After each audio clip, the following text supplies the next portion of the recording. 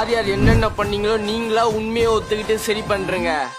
நானா கண்டுபிடிச்சேன், அவ்வளவுதான். இவ ஒருத்தி 10ஆவதே படிக்கல, சும்மாதான் பேசிக்கிட்டு போய் காய்ப்பு எடுப்போ கண்டுபிடிக்கிறாளா?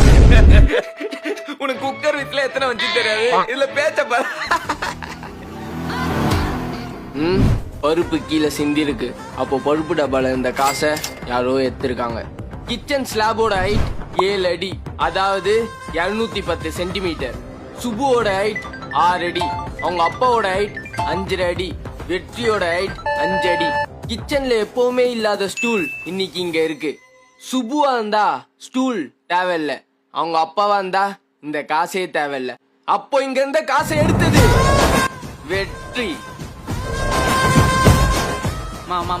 சாரிமா நான் தான் எடுத்தேன், மன்னிச்சிருமா.